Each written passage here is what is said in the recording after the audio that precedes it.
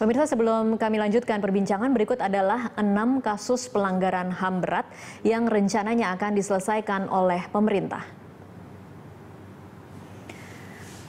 Pertama adalah kasus Talang Sari yang terjadi pada tahun 1989. Kedua, kasus Wamena Wasior yang terjadi pada tahun 2003. Kemudian kasus penghilangan orang secara paksa yang terjadi pada tahun 1997 hingga 98. Lalu ada kasus penembakan misterius di tahun 1982 hingga 85 dan G30 SPKI pada tahun 65.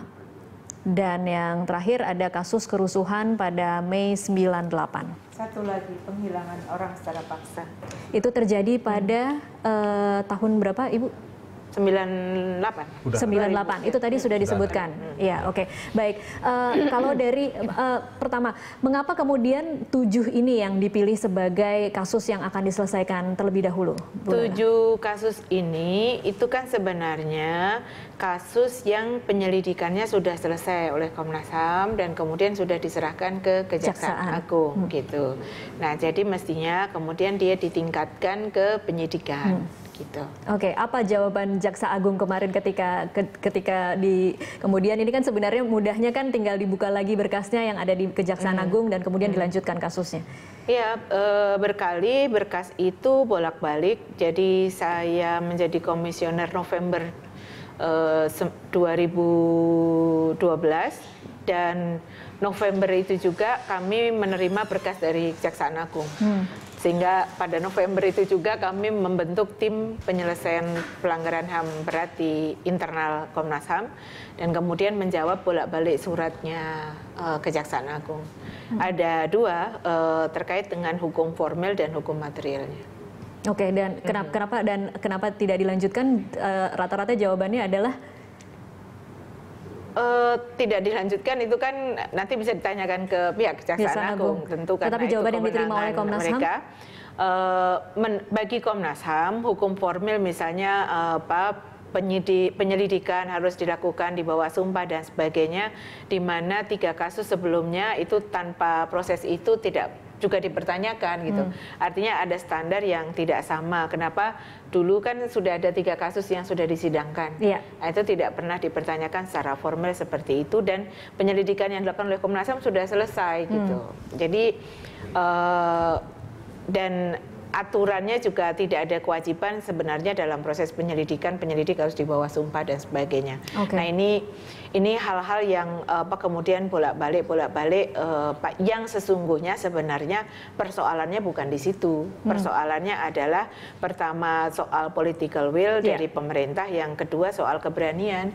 Karena ini memang 7 berkas ini kan barang panas lah, kira-kira begitu, yang resiko politiknya juga sangat tinggi gitu.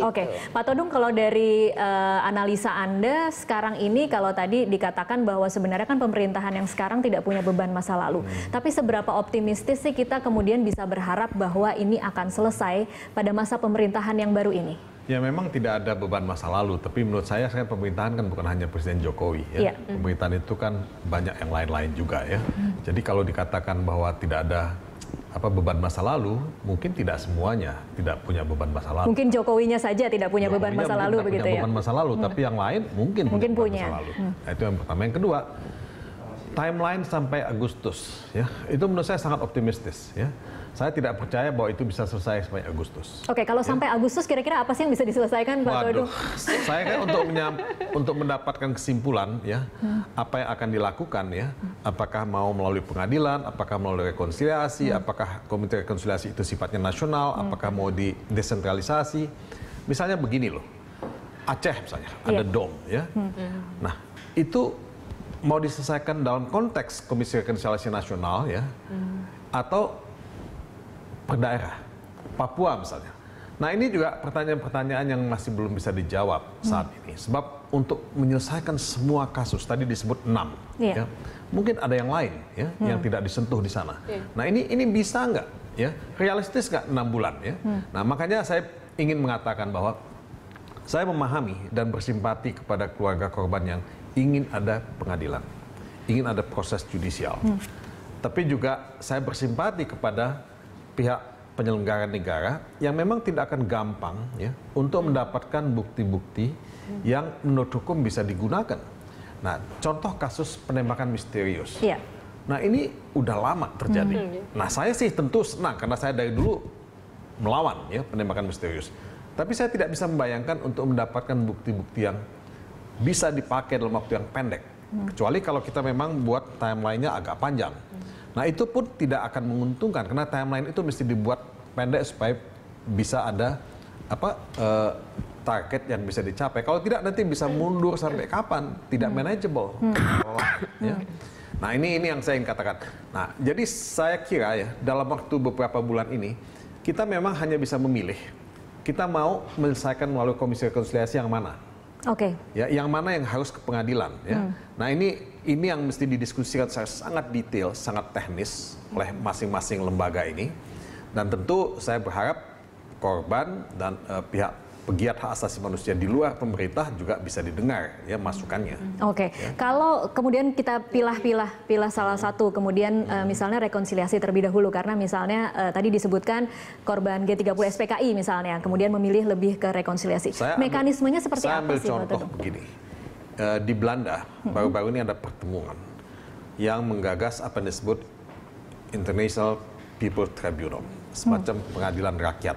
Tapi itu bukan pengadilan sebetulnya, bukan pengadilan dalam artian yang kita kenal. Itu lebih semacam Tribunal of Inquiry. Jadi tribunal untuk mengumpulkan ya fakta-fakta.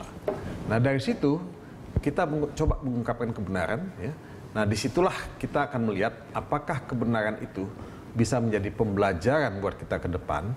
Nah, apakah pemerintah setelah melihat itu mau melakukan rehabilitasi, mau melakukan upaya-upaya untuk ya menyatakan maaf, ya, menyampaikan maaf kepada korban misalnya, ya.